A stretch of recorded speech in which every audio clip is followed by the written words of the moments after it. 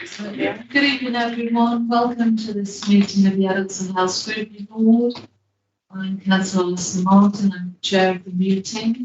This is our first meeting for a very long time in a more intimate and non-microphoned, as far as I'm aware, filtered right room. So hopefully we can have a better conversation in some ways, rather than shouting each other across the council, at each other across the council chamber. Right, tonight I've got apologies from Councillor Lonsdale and Councillor Patterson. We don't have any late items, but I would just point out at the moment that the order of the agenda has changed quite a bit because of the need for people to present earlier, and also because a couple of the items have just been put for information for a number of reasons, which I'll explain when we come to them. So do we have any declarations of interest? No. And do we all accept the minutes? The last meeting was a true record of the meeting. Thank you. Yep. Yeah. Okay, thank you very much.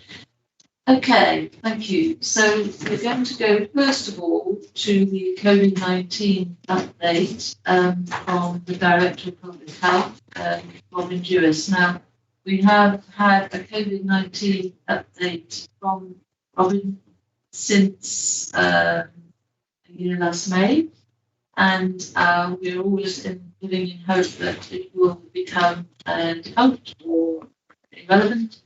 But I wait to hear from Robin, but I think it probably is still very pertinent and valid issue for us. So, Robin. Thank you. Yes, we've had hope. Last time was the last one, haven't we? But yeah, so the information that we now have about COVID rates locally comes from that survey data from the Office of National Statistics. And just recently, there's been an amendment to how that's collected. So we're not currently getting that data on a city basis.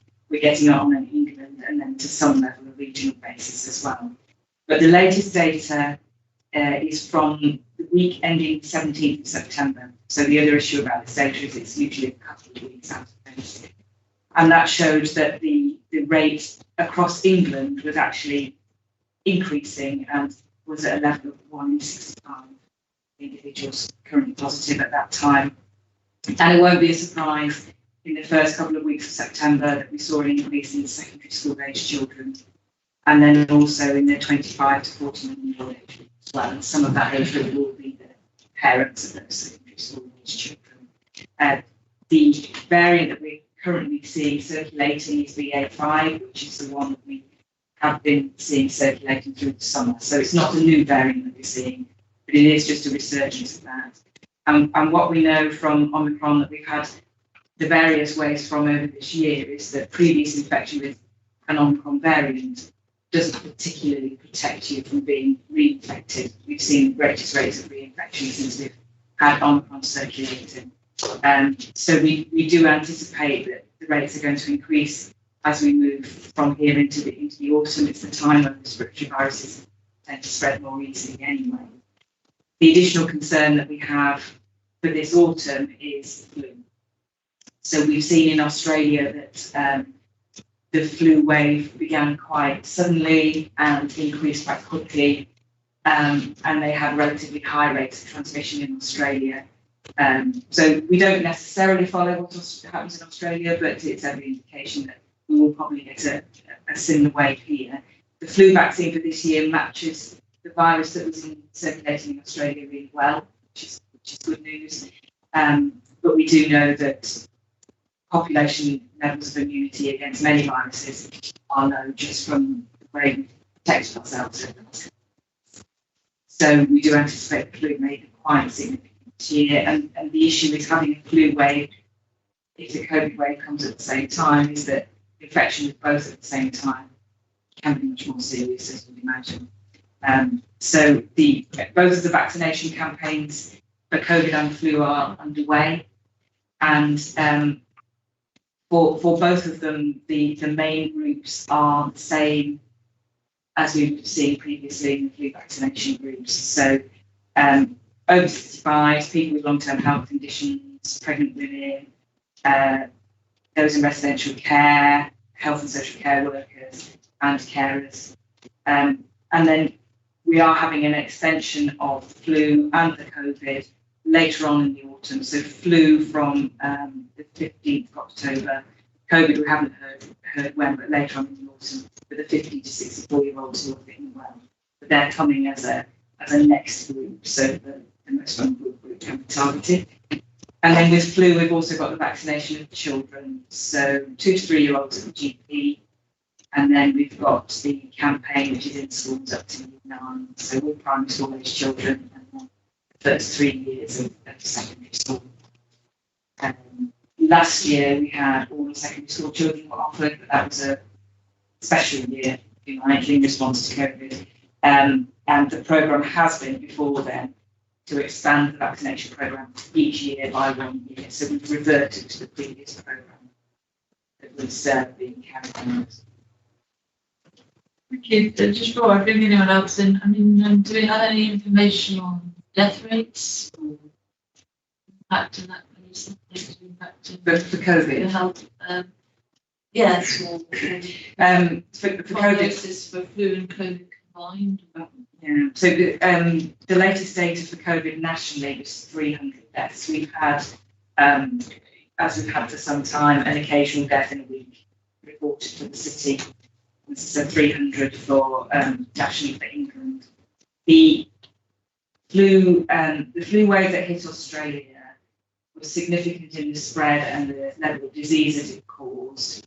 It didn't appear to be any different from a normal flu wave as far as illness and death was concerned. And as I said, it matched the vaccine quite well, which was good. So we don't have any information on death rates if you're infected with both. There's just clinical reports of individuals who have been infected with both. And it's more significant issue, isn't it, for the immune system to cope with if you have more than one thing at the same time. And we know if you're infected with flu and anything else, it can be challenging. Absolutely, yes. Councillor Khan. You mentioned the campaign within the community. So how well is that campaign being run and who with? So the NHS is leading on both of these vaccinations, and what's happening is that the practices and the national system are contacting people as they become eligible. So initially it was the over 75s who became eligible and received messages, and now it's moved down to the over 65s who should be receiving contact from either their surgery or from the national system. But what we're also able to do is to promote that, and Sean's here, I'm sure Sean can reflect what's happening from an NHS perspective around promoting the vaccination campaigns. Do you get data from yourself, Public Health Council? Do we get the data from these services? For the COVID vaccination, that's reported into the vaccination cell within the integrated care system. And for the flu vaccinations, they do come through, but they're not quite so frequent in the reporting. So they don't come directly to us. We access them through the groups that we belong to through the NHS. Thank you. Any other questions? Councillor Cobbett? Did you get me either? No, it's just a quickie. Some pharmacies are doing the boosters. My pharmacy itself are not doing the boosters, but they're doing the flu jabs. Is there any particular reason for this? There's only particular pharmacies that can deliver the COVID vaccination. It's because of the restrictions around that. Right. People have been doing the flu vaccination for a long time, haven't they? Yeah. And if a pharmacy is delivering both, so Boots in town is delivering both, they will do both at the same time if you're there. But there's no harm in having them separately either, if that's easy. Well, I just thought it might have been easy for all chemists to do everything, doing both together. Yeah, it's the issues around the COVID vaccine. Yeah. And similarly, you can go to a pharmacy and buy a flu vaccine if you're not eligible for the NHS service, but you can't yet this year go and buy a COVID vaccine. But I imagine eventually that's where we'll get. So, Councillor Holmes, you know, the the COVID vaccine is only available for the over 25 and vulnerable. Will it be available for everybody else who wants it after that? It won't be available for everybody, no, not for this booster season. So ultimately, it will be eventually it'll be over 50s, and then people with long-term health conditions, health and social care workers, and people who are classified as carers. Okay. So it will go into another group. It goes into those other groups, but if you're a fit and well 30-year-old, you won't be offered, who doesn't care for a vulnerable person, then you won't be offered. Actually. Thank you, Chair. So has there been much work that you're aware of, substances, probably at a higher level in the health setting? Or has been looked into how many boosters are going to be able to be optioned? Now, I could keep on doing booster after booster after booster. There'll be a period where it won't work efficiently anymore. So this time the booster is a combination of the original vaccine against the Wuhan strain plus an Omicron vaccine as well. So they put two vaccines together. And the purpose of that is to try and protect against the new strains. We know that over time the virus changes, so the vaccine to the original virus becomes less helpful. But also our immunity wanes as well. So in the same way as we have that flu vaccine every year, at the moment it's looking like the COVID immunity is waning at around 6 to 9 months, which is why very vulnerable people have had that additional booster as well. I think ultimately the aim is to find a vaccine that isn't relying on what the virus looks on the outside, but can attack what the virus is on the inside, which is much more stable than the changes that we've had. So ultimately, for flu as well, the aim is to get a vaccine that's once in a lifetime. This is the only one we ever need. But we're not there yet. And I imagine you'll have a period of time where we're adjusting the vaccination as we do the flu. The flu vaccine is adjusted every year and is for 4 different types of flu vaccine when we receive it, and it looks as what's happening and then adapts each year. So I imagine we'll have that for some time before we eventually get to that sort of nirvana, isn't it, of having that vaccine that actually is the only one. But I don't think we have an idea how long that's going to be. So would it be fair to say that we are currently witnessing, obviously we have a high vaccination rate in this country, many people have already had boosters, but at this point in time, we're going to be seeing people with reducing levels of immunity, high rates of transmission of COVID, which on the face of it is not nothing, well, I don't know, I can't really say that, but we're going to see more people with COVID, possibly also with this flu. So we'll see a lot of people, we can expect a lot of illness this autumn, but we are not anticipating anything like a return to high death rates. Providing we continue with an Omicron variant that we have at the moment, then we understand how the BA5 Omicron variant behaves. And we've seen that, and we've seen that the level of background immunity that we have in the population is still reasonable. You know, we're still getting protected from being seriously ill from it, and the vaccine is still working to do that. So providing we've got this variant, then we anticipate a lot of people being ill, potentially business continuity issues for services. I'm sure the health service will be significantly affected from the ward staff perspective and their business continuity as well. But we have not seen a large numbers of people in intensive care for a long time. So I think we can anticipate, as long as we've got this variant, that's what it's going to look like. The issue is every year we also get the deaths from flu, we get intensive care admissions from flu as well. So it's a combination of those two things. But really for those vulnerable, very elderly or people with significant health conditions. For the rest of us, it's just a chance of not being very well and potentially being off work and those issues. But it's for those particularly vulnerable people. So. Okay, thank you. Any other questions? Yes, Sean. I was going to follow up on Robin's point about communications. I'm Sean Thornton, Deputy Director of Communications at NHS Integrated Care in Derbyshire.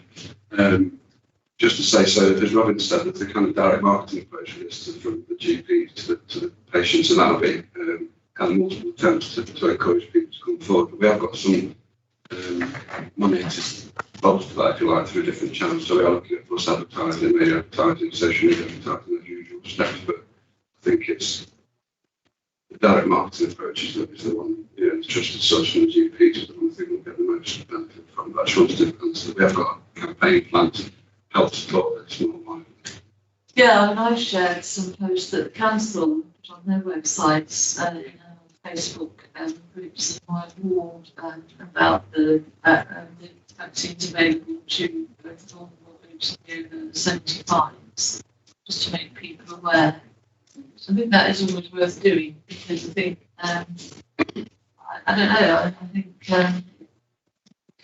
can miss messages from the GP, can't you? You can, and you're not always aware of what's available. Hopefully those groups would be particularly more aware, but I think it's a good idea to keep promoting it.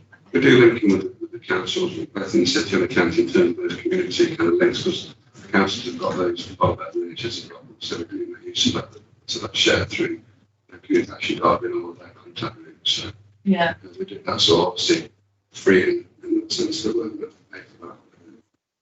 And it is successful. It's successful in first wave of the vaccination programme, reaching more difficult communities. okay. Councillor Foggett? Yeah, just say, I'm like you, I put the post out on social media, but I actually turned the commenting off because of the trolls. You get the negativity, and you don't want the negativity about it, so I do actually turn on commenting off on them. Yes. Yeah, because otherwise you only need one and then it just runs away with itself with all the negativity, so I just turn the commenting box off for that post. So it's just post is there, but they can't troll on it, so I'm a lot better. Yeah, it's a good idea. Yeah. Okay, well, thank you very much. There are no more comments or questions. Right, thank you very much, Robin, for that update. Thank you. We come, I think we will possibly anticipate another update in January. But obviously, if there's something changes dramatically, we can keep that in reserve. But at the moment, I think we probably should plan to have the ethnic contact, because then we'll have a sense of what has happened, and whether it's following the pattern as anticipated and set out this evening. Councillor Cooper. So we were having a joined up brief about the flu for the winter as well, see how. Yeah. Yeah, I'm not saying it's the same thing, but you know, flu's been off the radar for a few years now, hasn't it? You know, it could come back from with a vengeance, so it might be worth looking at both, yeah, if that's okay. Yeah, no, that's a good idea. If that's okay, you want to leave? Yes, thank you. Thank you. Well, thanks very much for coming this evening. I know you've got to shoot off now, haven't you? But thanks very much. Okay, so we are now going to go to item 8, which is ambulance response times. And for this presentation, we've got Ruth Cumbers, who is the Integration Director at 999 Leeds Midlands, and Craig Wiles. Sorry, apologies, Craig's not able to make it, unfortunately, he's on call, so he's had to go to so I'm here as the head of operations for South Yorkshire. Okay, thank you. So we've got Craig, Deputy Andy McGee from the East Midlands Ambulance Service.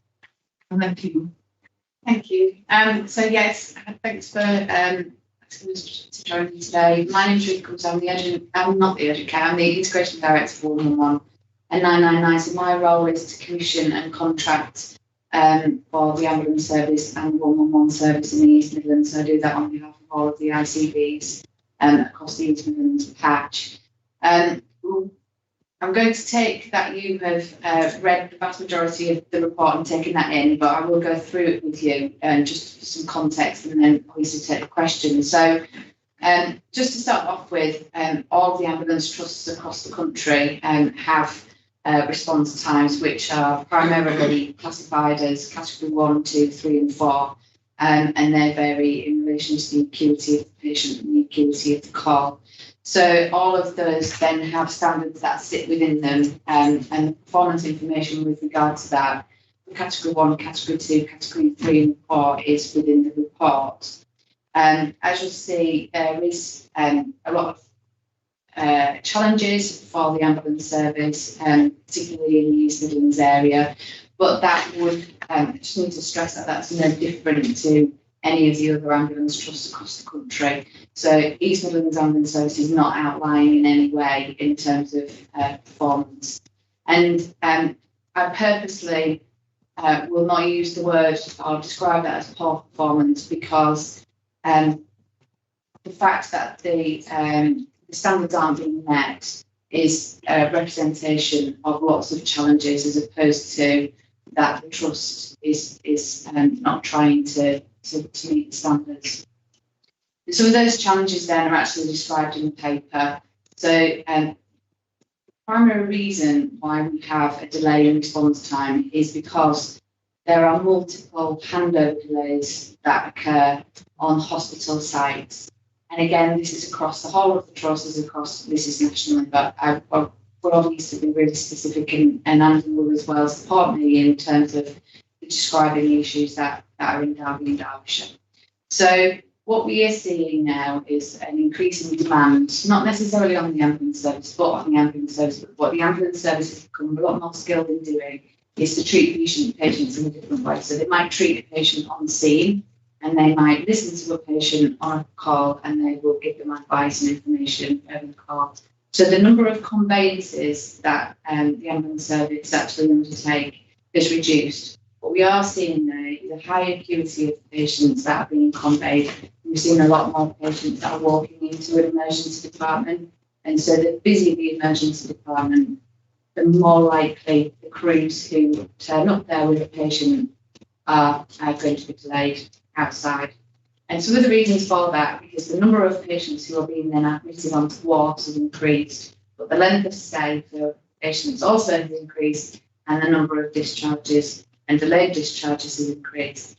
And I'm sure that you've heard quite a lot about delayed discharges. Some of those are delayed for different reasons, but we do know that there is a real shortage in packages of care and community beds. So when we talk about flow through the system, that's what we're describing, but it absolutely does affect that discharge process at the back end of a hospital.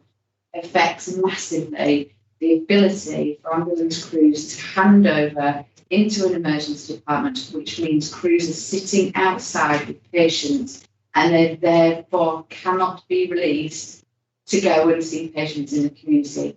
So handover delays were as a consequence of that, not because of, as I've described, an inability for the trust to meet those performance standards. If lots of those variables were removed, then the trust would be able to send the crews out and performance would improve significantly. And we know that because we've seen that when the demand was decreased during COVID. So our patients' view, there was all of the comms around, don't go out and we're in lockdown.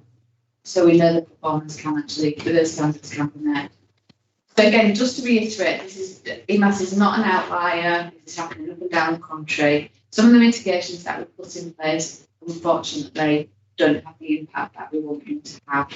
But the increase in numbers of patients who I've described as being treated on scene, so the crews who treat patients on scene in their home, or they convey to a different venue or a clinical setting, is also increasing. There's lots of different pathways, there's lots of different ways in which we're trying to address this, but it is a national issue that will not go away unless we address some of those bigger challenges across the health and social care system. So I'm going to pause just to see if anybody's got any questions, and then Andy can talk a little bit more specifically around the Derby and Derbyshire, because we describe EMAS as a division. So Derbyshire is a division of EMAS as a trust, but we can't be that specific with regard to the City Council. We will work with you to support that. Thank you. I mean, I think just before I invite people to come in, we are aware of the problem at the hospital, and that's why our other report tonight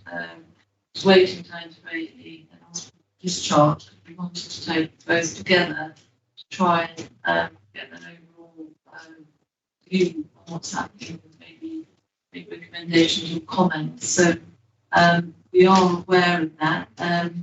as an issue. However, I think there are other questions like what we should do as an ambulance service. So, would anybody got any questions at the moment? No. Councillor The last couple of years ago now, we had EMAS, and one of the major bugbears were once an ambulance had come from Derbyshire in the States and got into the city, dropped off at the hospital. It was very rare that it was managed to get back to where it started. Is that, I mean, saying they get out of the hospital now, Yeah. you know, are they still, can they get back or? Yeah, I mean, improved? I'm going to say that that's probably still a problem in relation to the calls that are waiting are obviously in some sort of time priority order, as Riz described. There is that sort of categorisation of the calls, and obviously the primary thing is to send the next available ambulance to the next available priority, highest priority call. So every day we are dealing with a stack of calls that are waiting, and as a result of that, we take the next one in sort of time order. So inevitably, that fortunately means that rural crews don't. It really is the next crew going to the next emergency wherever that is. And that sometimes means that city crews go out to the rural areas and vice versa. So it is still the case. However, obviously during the shift at some point the crew go back for a meal break and do get back to their own area, but then chances are the next patient they're bringing in the same site will not happen. So it is still a challenge and one that progresses with the number of years. And I think there are some of those rural communities that have not gaps of covering really, and that's across the patch. And I think the other thing that impacts on that is that the volumes quite often are higher in the city to the rural areas, so that naturally that means you've got more work to do in the city. Thing is, there's a lot of house building now on the outskirts and things, so obviously getting more bodies up there, sort of thing. Yeah, and it is one thing we have to keep an eye on in terms of how many crews we've got in certain locations. It always comes to tipping point when you might have to have more crews in those rural locations. Places grow. Well, thank you. Councillor Cooper. Sure. Thank you very much for the presentation. We've had EMAS before, and thank you all for all the hard work doing the communities across East England. I know it's appreciated by them. There has been a lot about ambulance services across the country, like I say, it's not EMAS and what's been happening in the area isn't that way. In fact, some areas are let's call it military to try some of the ambulances recently. I absolutely get that there's issues across the country. So, from what we discussed it's been discussed already, it would be fair to say that during the period of where there was lockdowns and COVID was at the front of everyone's mind, especially in the healthcare setting, things were working a lot more smoothly, i.e. people were being able to, the EMAS teams were able to do their job more efficiently. There was less need for non-COVID issues. And would it be fair to say that communication was better from where drop-off point? No, that's not fair. That's not what you No, it's not about being fair. I think what we saw during COVID was that patients were making alternative choices. Yeah. That has had two different effects on what we're now seeing. So patients perhaps have waited longer to access a GP, for example, and their long-term condition has deteriorated, and then it has become an emergency condition, which then has put more demand on the ambulance service. So calls were obviously reduced because the number of accidents, for example, was reduced. There were seen road traffic accidents. So there was the demand was reduced as a consequence of those kinds of things, as well as, like I said, patients making alternative choices. But that has had unintended consequences because people's health has deteriorated, because patients in the public had a perception that general practice wasn't open, and it was. It was always open. There was no shutdown of the NHS, but that was the perception. And I think people were afraid, weren't they? They were afraid of what might be happening in any kind of NHS setting, because they knew that there was lots of media around very, very poorly people with COVID who were at hospitals and were at NHS settings. So we're dealing with that still now. We're dealing with the consequences of that. We're dealing with the consequences of COVID because Robin described around the impact of COVID on staff well-being, you know, and so there's something in what you've said, but it's not that's not the full story, if that makes sense. And I think to add to that, it did ebb and flow a little bit through the sort of COVID sort of time, because we had periods where we were less busy, so had periods where we were more busy. I think what also affected that was that the hospitals had to change the way they did things at the front door in terms of streaming people, which meant slightly less space in the department. And obviously people putting PPE on, testing, and various other things that then slows the process down again. You know what I mean? So it did ebb and flow. I think, you know, we like you say, we are sort of catching the sort of back end of that sort of issue now of people delaying their treatment and delaying their care. So, Joe, so the challenges that have been identified post-COVID, what's going through now, having met by a lot of staff, they're really dedicated people. You know, they want to get, you know, they want to help people, they want to get out there, they want to be racing to help people, racing back, getting back out there. You know, what are the real world effects of the frustration? It must be really frustrating for them to be locked in this current cycle. Is that having any impacts on the morale and the effectiveness of the service?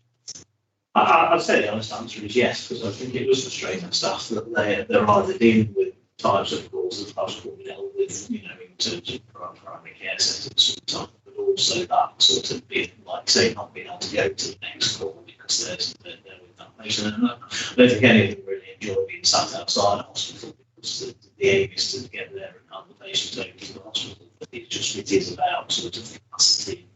You know, as Ruth described it, is that knock-on effect right through the hospital that they can't get people into beds from the emergency department, can't get people out of beds into the setting. And a lot of that sort of through the system is workforce issues. We hear that a lot on system calls around recruiting for workforce health and social care, you know, actual secondary care, primary care and everything, you know, there's no bit of it that hasn't quite, I think we're fairly fortunate in the fact that we do have just close to the workforce we should have really in the ambulance service, but actually it's about what you can do with that workforce to be effective.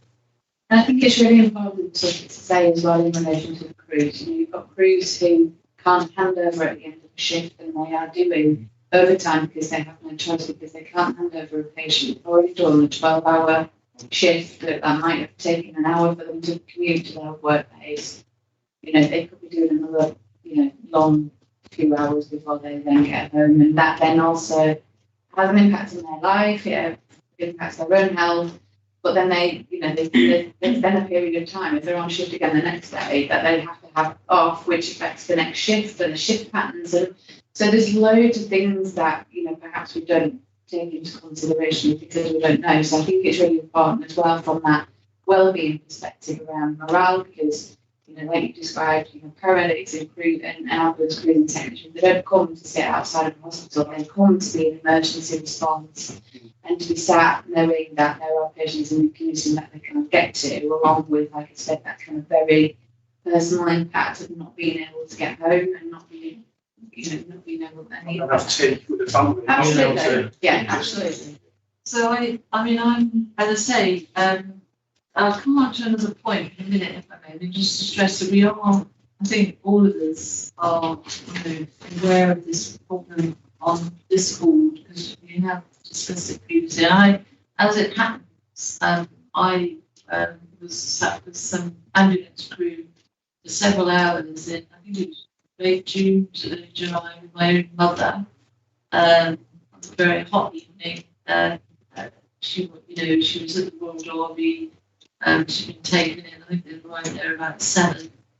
I think eventually she was taken about 10 o'clock, and I did speak to the ambulance crew about the whole scenario, and then it would actually go into the press because I put a post about it on Facebook, because I was in this absurd scenario of sitting outside the doors of A&E, because she actually had COVID, so I had to at one point shut the doors over. I had to leave the ambulance myself, and I was sitting on this sort of hard chair, and I just thought, how absurd is this? You know, it's a summer's evening, 21st century, but I'm sitting outside A&E department, and there were 5 or 6 ambulance vehicles there. And so I spoke to the staff, and I know it's very demoralising, and they were saying that they can actually spend the whole of the shift sometimes sitting outside a hospital waiting to discharge the patient. And I say that's why we have the other report.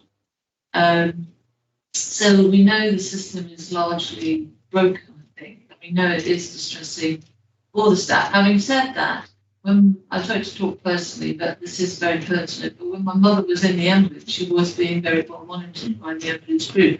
When she goes into A&E, we were actually in a room, nothing happening. And she did actually not actually get to see a doctor until 10 o'clock the next morning. So the whole system is broken. We know it's really hard for the ambulance staff who probably, when they're trained, envisage being very active, going from one place to another, and then you're sitting in this ambulance thing with someone like my mother who had COVID at that time. So, it's really distressing. And we know there are issues around this that need to be addressed by the council. So I will have a recommendation in a minute. It won't be anything the council aren't aware of, but I think it might be worth us looking at this recommendation. But before we just only focus on the issue of transfer, I think it's worth noting that in the report, that what how you outline what the missed targets are, because, for example, the 18-minute target is becoming on average a 41-minute target, and for the 40-minute target, we've got an average waiting time of 1 hour 30 minutes. So obviously this is very distressing for people, and we've all seen reports in the press of people who had to wait 3 hours and more. So it is very distressing. I remember sitting in this room at some point in civic year 12 to 13 and having a report from UMass about the new working system you were going to have to reduce staff. We were cynical at the time, sceptical, about how that would work. So, what's the balance you're pitching on this? Because are you suggesting that at the moment, if there were not this problem with hospital transfer, A&E transfer, which we acknowledge is huge and is a problem, could you actually say, if you didn't have that problem, that you do actually have the staff and the ambulance vehicles to actually meet demand? So just to be completely transparent, I don't actually work for UMass. I commission UMass on behalf of the ICB. So my role is actually to ask those questions and make sure that the resourcing is right, the performance right, the quality is right, that we have enough, we've bought enough hours, we've bought enough of all of what you're describing. So I am confident, given my role and my responsibility across all of the ICBs and on behalf of them, that the resourcing that is carried out by UMass is to a standard, and private ambulance services, the additional resources that are actually purchased by UMass in order to try and reduce the number of patients waiting is done to an extent to which we are the staffing and is at a level that I don't have a concern about. The resourcing is at a level that I don't have a concern about. I am concerned that we need additional resources in order to respond to a problem that is not an EMAS resource problem.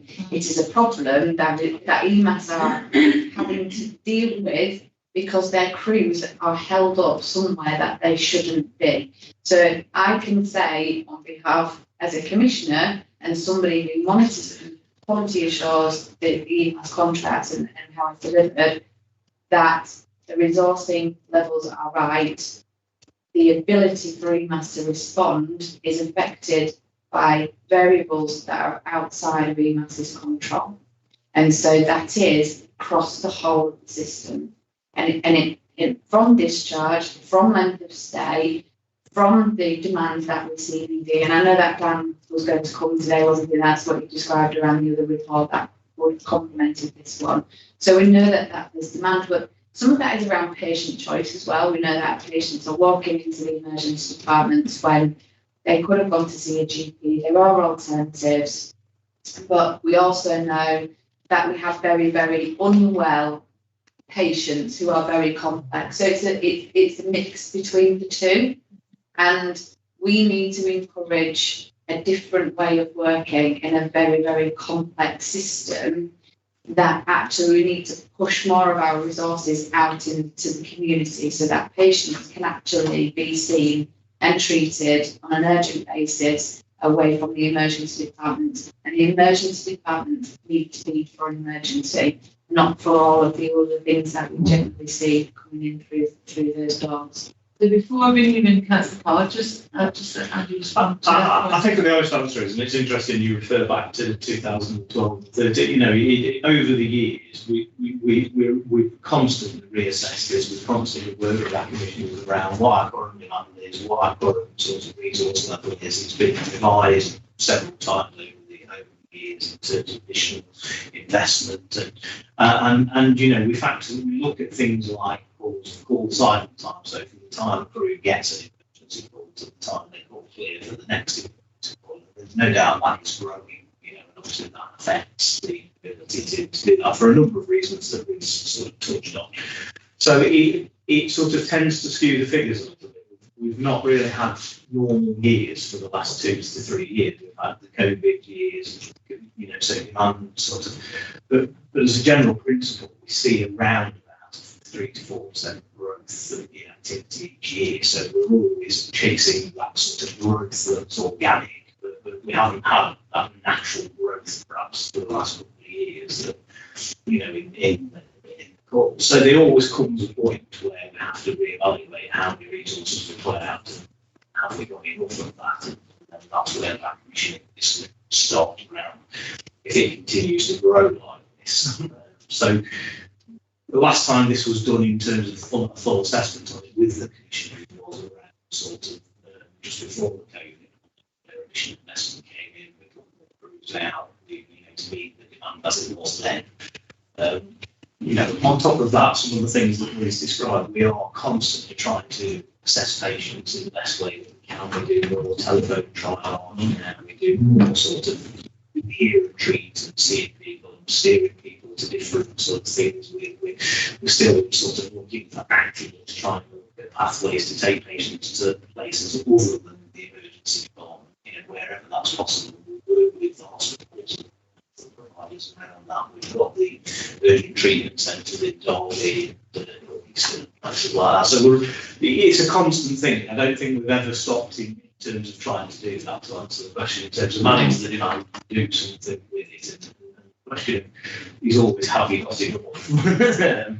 You know, and there's always a complicated sort of answer to that in terms of, you know, but I think if we could get back to, you know, I have to say, sort of years ago, Royal Derby was not in this position of having this handling delays. They were actually probably one of the best in the East handling patients with time. And unfortunately, for a number of reasons, that's now sort of been, you know, not the case. You know, they have had these elongated. And that's not a criticism of the hospital. That's really just the way it's unfolded, as we described. You know, discharging to the community, bed capacity, etc. So.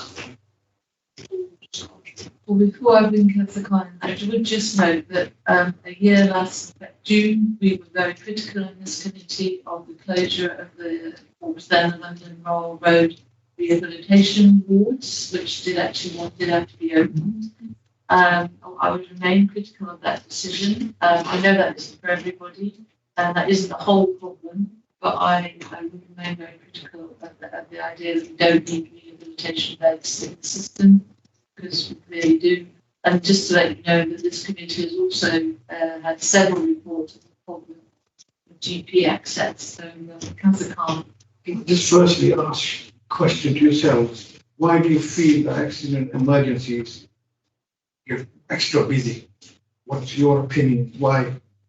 I think there's multiple reasons. So as I've described, I think there are a lot more highly unwell or more complex patients who are a lot more unwell than they were before. So there's more demand for very poorly patients. So the patients, the right patients to be there, well, they're more complex and they spend more time in the emergency department and then become admitted.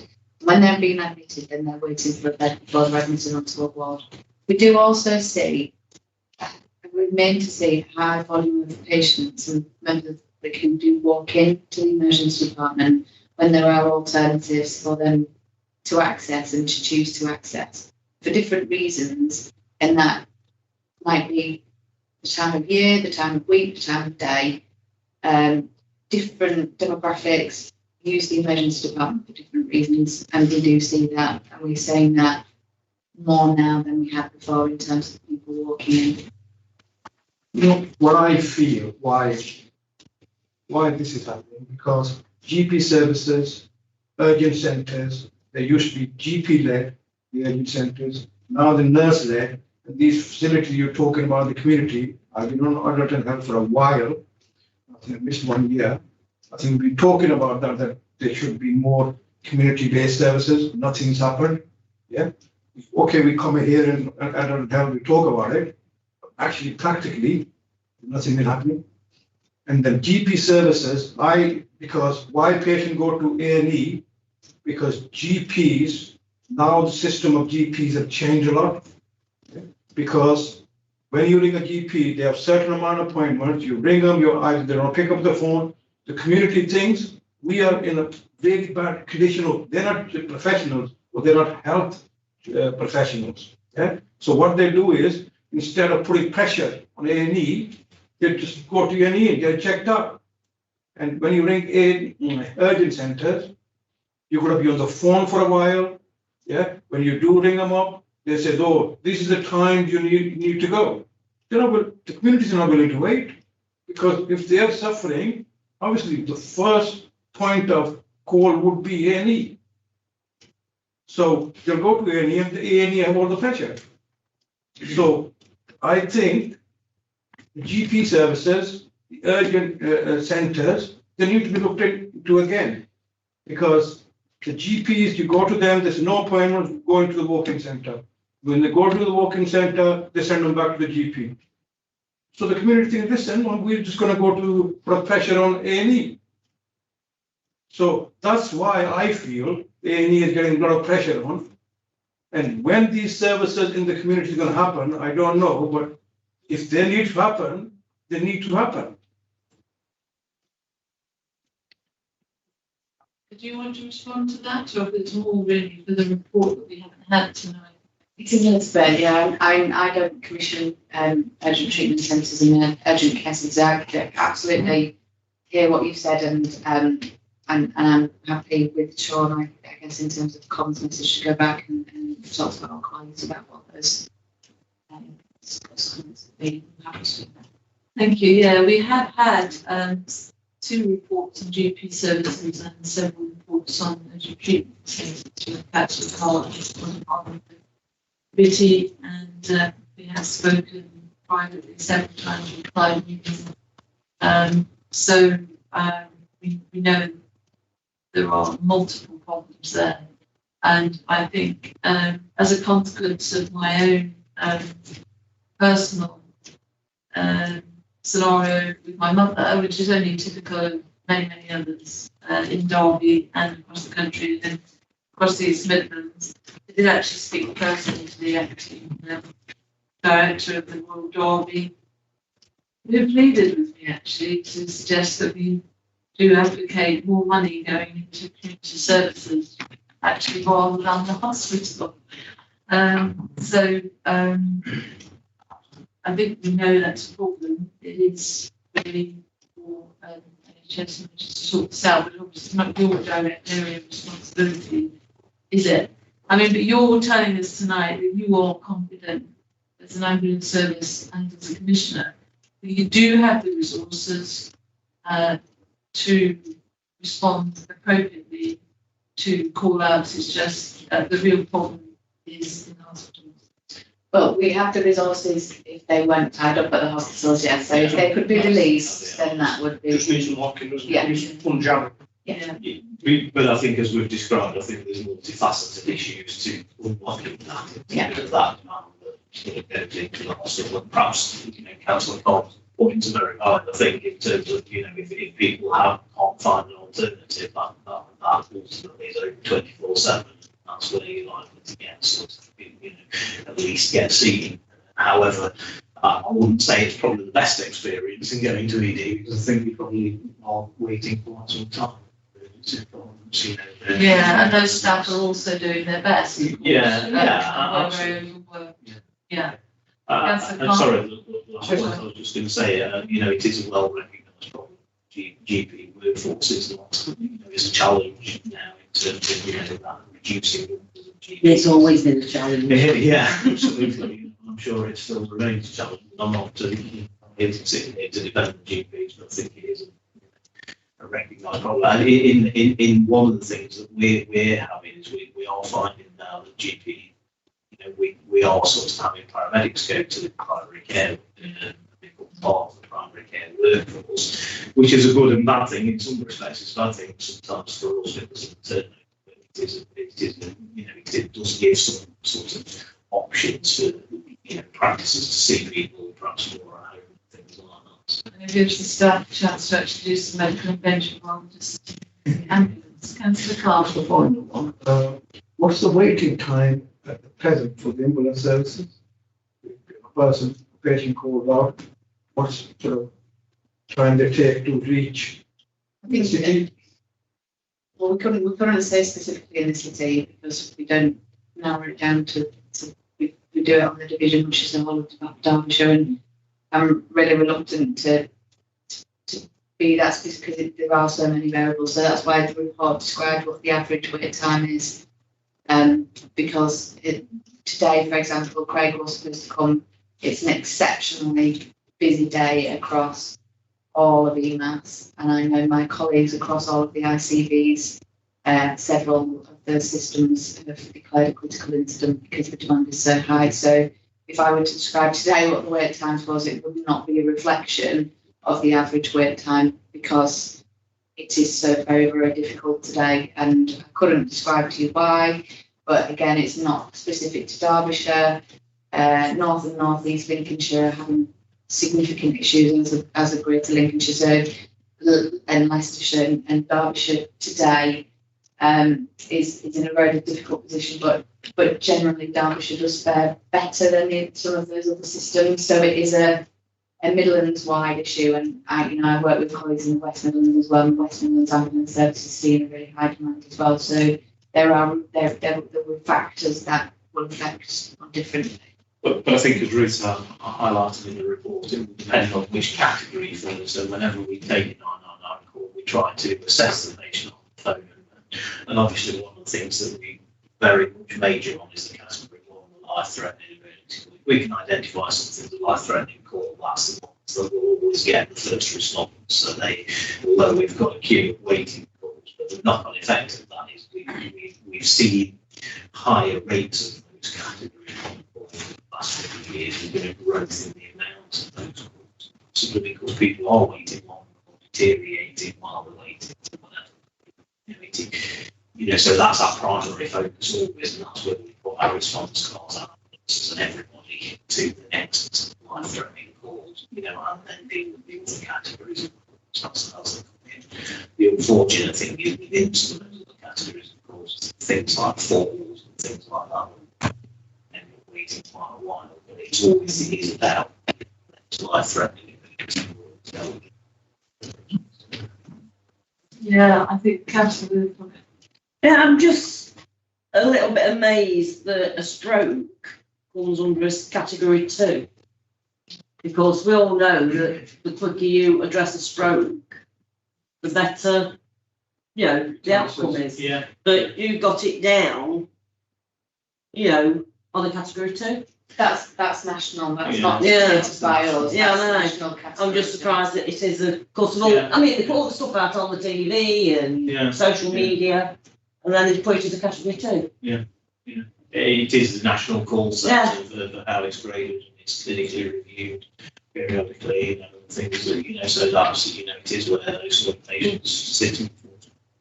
I would add my concerns, sorry, just say, to Councillor Roberts' point there. I mean, as it so happens, I was recently had to go to a house where somebody died, and I called an ambulance, and I was very pleased to say, I was sure that he had died, but the ambulance was there within 4 minutes. I mean, it was incredible. And the ambulance staff were also incredible at dealing with the whole scenario, which involves a whole series of actions, which you're probably aware. You know, an initial investigation of whether this is suspicious, talking to myself, etc., how all this came about. And they must have been there for about 2 hours, sorting the whole scenario, and did it without then the police needing to come, to covering further services as well. So that was excellent. I did make clear on the call that I suppose a certain person had died. So obviously this isn't obviously something you decide, but I do think that, as Councillor Roberts said, I mean, I'm not a medical person, so I just keep getting into these medical scenarios now with others, but by accident maybe. You know, stroke. Can it really be category 2? You know, it's something that perhaps should be questioned. I don't know if it is probably not questioned by yourself as a commissioner, but is it regularly reviewed? I mean, there are regular. There is a whole series of processes and policies that are ongoing with regard to clinical categories, and it's the same with everything to do with any clinical categories. In, for example, 111, there's clinical categories in there that continuously reviewed by medical staff. Okay, thank you. That's a good answer. Sure. So the unlocking that needs to be done to make sure you guys avoid teams out and that. Is there a plan in place locally and in the EMS area to unlock that, get your guys doing what they need to be doing? Are you confident in that plan if there is one? Who would be leading with that? Sorry, I was going to say there's a winter plan. There's always a winter plan. I don't know whether or not Dan had a call. He would have described what the winter plan is. So we work collectively as a system through the AD delivery. So that's the chair of which I think is actually Magnus Harrison, who's the acting chief executive of University Hospital. However, that's a system-wide team, and there has been quite a lot of work putting people together regularly. That system meets twice a week, you know, to actually review where we're at and what challenges we might have in the system. And we have the regular delivery board sort of meeting that sort of is all the providers, you know, the acute and everything. And more recently, we've had a summit around sort of what can we change, what can we do to actually sort of try and sort of, as you say, unlock this thing and actually sort of make some headway. Where is it we need to actually focus the effort? And one of the work streams that's come out of that is most of this is around that health and social care community that is really sort of challenged at the moment, particularly with workforce, to actually start to be able to get people out of hospital that can then start to bring the beds up and actually get the whole thing moving again. So, you know, in terms of that was one of the outputs from that sort of summit where we all contributed to what can we do differently. As I said earlier, it is a constant. What can we do differently? How can we, you know, I mentioned briefly pathways, you know, if we can take people to all the places and try to put everything through the front door of the hospital, you know, streaming people back to primary care and getting people appointments, you know, through that system. It's all about that constant chipping away at those bits that will actually mean we're not all trying to take people to one place. You know. Basically, you need that drop-off place, wherever it is. Yeah. We don't want to be seeing people in green uniforms in there for extended periods. Is there anything that the council can do? You know, we've got a cabinet member, I understand. We do have cabinet We members. have one. I do have a recommendation. Yeah, Should I read my recommendation? I mean, it won't be a surprise to the council, but it could be a statement from this board. And it is aimed at specifically the council, because although we're the scrutiny board for all the NHS services and etc., this is a service that the council offers. So I would just say Adult and Health Scrutiny Board recommend that the council redouble its effort to recruit home-based social care staff, working alongside the NHS to find staff to allocate to those roles. Yeah, so that's my recommendation. Do you have a seconder? Well, to be honest, I think we really ought to bring back our own care homes. Rather than just that. We shut them all. Yeah. You know, that way, the more beds you've got outside the hospital, the quicker you get the discharges out. And if you've got the homes and the beds like we used to have, the care homes, then it would ease it. But no. I mean, Sorry to interrupt you. I've just put forward a recommendation, so we can discuss that in a minute. I want to know we have a seconder for this recommendation, Councillor Khan. So, any comments on this recommendation? We can come back to the discussion, but any comments on this? I'm not refusing that. We can go on to that, but are people happy to support this recommendation?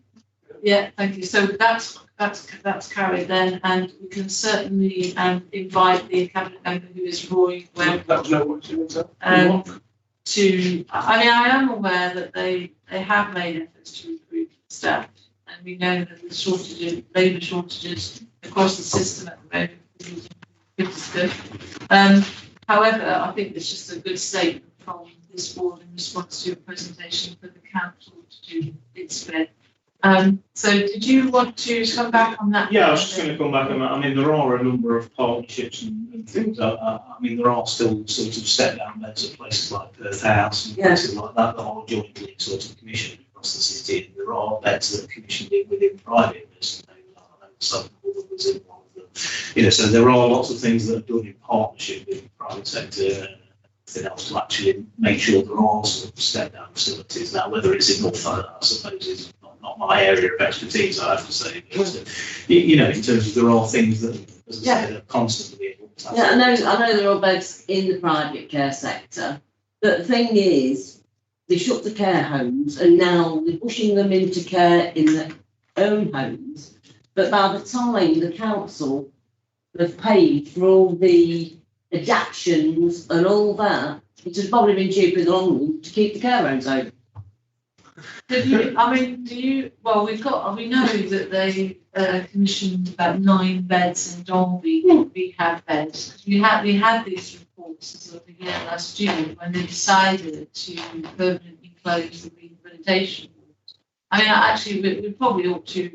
I'll just say this because I started. I appreciate this is not your area of responsibility, but it is. You are very clearly. You're saying to us very clearly that you believe that, on balance, you know, complex factors taken into account, you do have the resources to run an efficient and effective ambulance service. But these issues are the ones that are the issues of discharge, are the ones that are really causing problems. Obviously, GP services contribute to that. These are things that we've looked at constantly and almost like thematically now. But ever since I became chair last year, and it is frustrating because we do make recommendations. We did make recommendations on those rehab wards, and we were told it's a brave new world with these bright and shiny, well-trained home-based care staff going in, taking people into their own homes, which would help their recovery quicker. And we expressed a lot of criticism and scepticism, and it went ahead anyway. So it is frustrating for us, not that we are pretending that we can run the health service. We are not, the council is not, but we do have views, and I wish people would listen to us more. So before I just bring in you, Councillor Holland, Councillor Foggett, did you want to make a recommendation around that, or are you just bringing it up now? No, we could put a recommendation, but I know what will happen.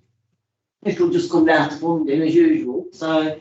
Well, it's not nothing I've not risen before. Well, I bring in Councillor Holmes then. Do you want to think about what you'd like to say as a recommendation and discuss it? I'll just leave it and have a discussion at a later date, see what we can realistically recommend.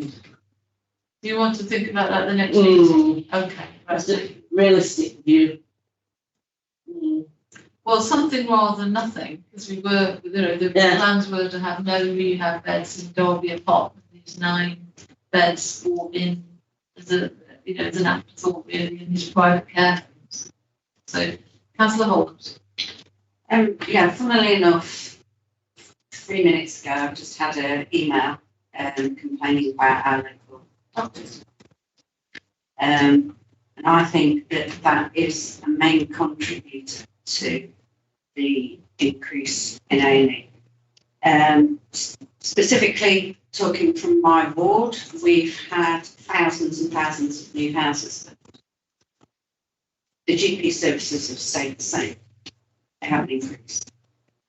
We had the developers provide they say you can build it here, but we had a meeting with the CCG and it's all about getting the GPs to set up the practices. Whereas that was only with the Yes, well, we're the same, aren't we? Because we've got the same housing. We're next door to each other. And it's just madness. It's just utter madness. So there's money there, there's provision there, there's land, there's a big piece of land there, but nobody can operate it. Yeah. There's no GPs, there's nobody that wants to set up a new practice because it costs money to set up a practice. And until that is sorted, I can't see how this A&E is going to stop. It all stems from the GPs, is in my opinion. But I don't know how. I think I personally, because we've had a lot of reports over the last year as a whole, I think it is the GP situation, definitely, but it's also the social care. I think it's the two, the two factors.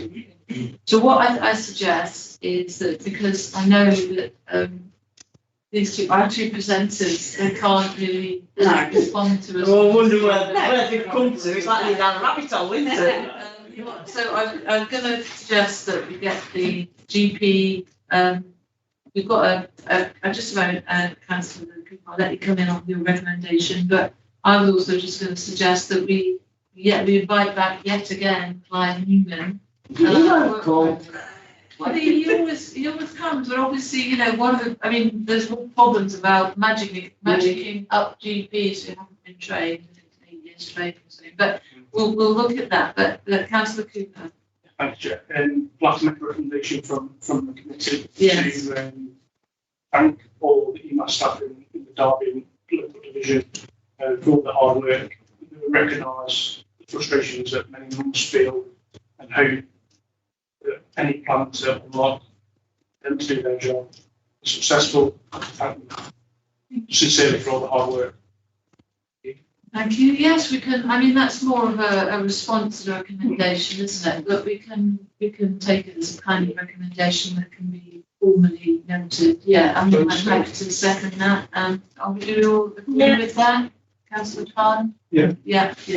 Thank you. Yeah, I would definitely endorse that. As with a lot of NHS staff, they are doing their utmost to basically put sticking plasters over a broken system. We do recognise that. So, did anybody want to add anything more on this report? I know that you didn't actually get to say your spiel, did you? You had contributed anyway. Yeah, no, I think there's nothing really to add. I think you recognise it. I think certainly in the presentation, if I said right across the whole thing, it was sort of, an effect on this, and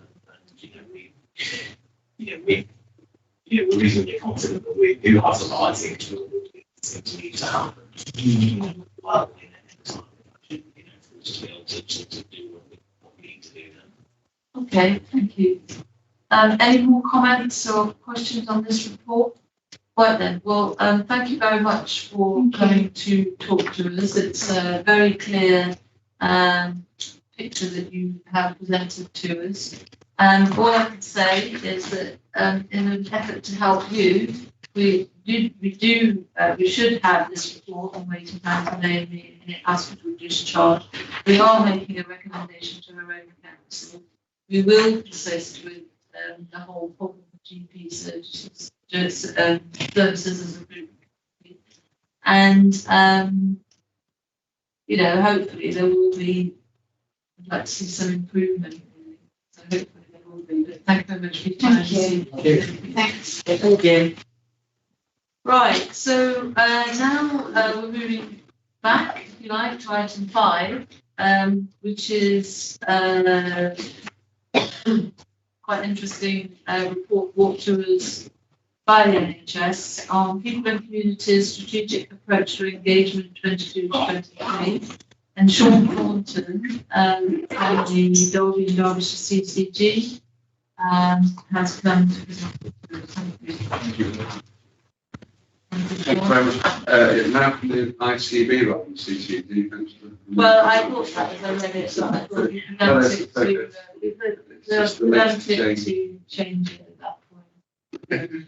So, yeah, we're going to change the name of the NHS. Yeah, thank you. So I came in July, I think it was, to present this the first time. I think we kind of ran out of time in the meeting. So there's a I suppose just to set the scene, if you like, this is a strategy rather than a piece of work to engage in a particular issue. So what we're doing here is just setting out how do we intend as our new integrated care system to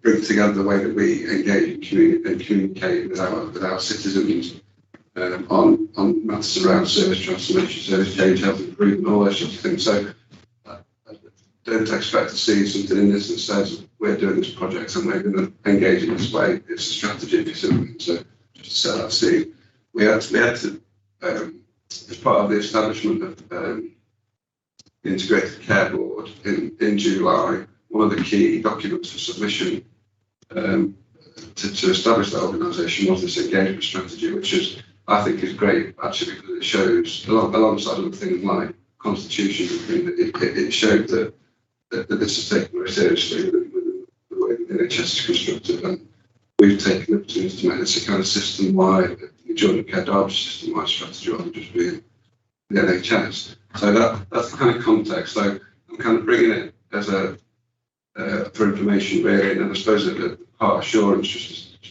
demonstrate how we're trying to coordinate some of this. I'm trying to move the slides on again. It was submitted in May. It's not a finished strategy in the sense that we're still developing some of the things that are contained within it, which I'll talk about in a bit. It remains like a live document because we're constantly evolving in the way in which we want to try and engage with our citizens. And just to say that we are linked in with our colleagues in local authority, in the communications teams and community teams to make sure this is as joint as possible. And there's a bit of slide on that sort of slightly later on. So I'm here as an NHS person, but this is an emerging health and local authority approach to the way in which we engage with communities around health and social care. Most of the slides actually are just pulled out from the document. So if you've got a chance to read the document in full, I won't go into lots and lots of detail. I'll try and whistle through the slides. Because I can. So just to say, I just want to pull out a bit about what our ambition is with this. So there's very much a sense, and I think that the NHS is probably catching the local authorities on this, but to put people and communities at the heart of the way we plan and deliver services. We've got legal duties around some of this in the NHS, but we're very clear that the precedent, the prominence is around the kind of moral desire, if you like, that we want to make sure we talk to people who have services to deliver to them, because the law tells us to do that, but we're not being forced by law, we want to do it anyway. And I think in the past, the NHS has been very much in issues, we've engaged on issues, so you mentioned about things like bed closures.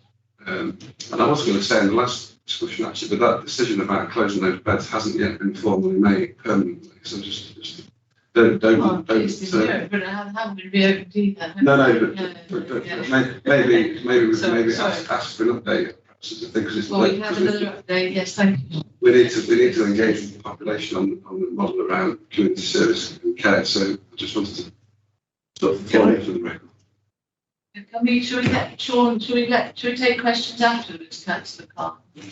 So I think the point I was saying now is that we tend to engage on issues. So if something's happening, we'll go and talk to people. Well, I think what we're trying to do in this is to make sure we've got much more continuous conversations with communities, and recognising that on this slide here, just recognising we've got one Derbyshire population, and as much as we possibly can, just to bring together the conversation that we're having with different community groups, rather than going to them once to talk about X and another time to talk about Y.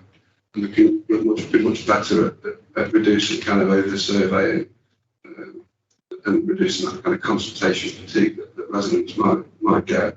I just flicked the slide there. This, you can't, it's small, but it's in the pack. This is nationally directed. These are the principles in which we're going to be measured on our effectiveness of engagement. So there's nothing in it that's not obvious, if you like, but there will be an assurance process around this. The NHS England will run asking ICBs to address these issues.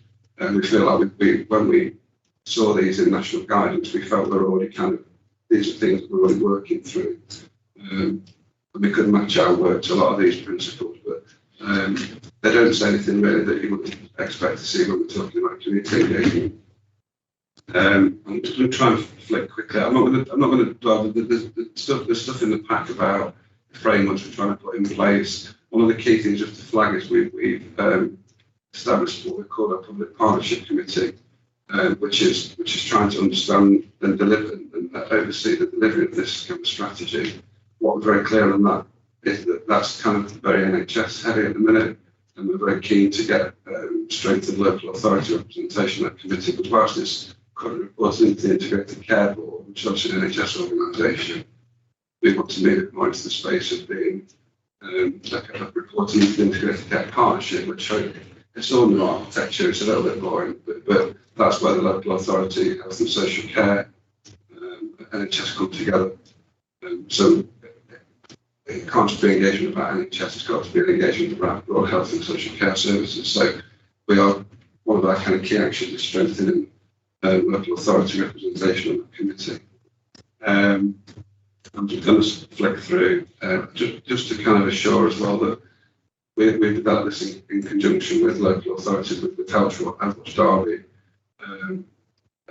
with Community Action Derby. So there's a full partnership approach to the strategy. We're just in the process now of trying to bring this to life.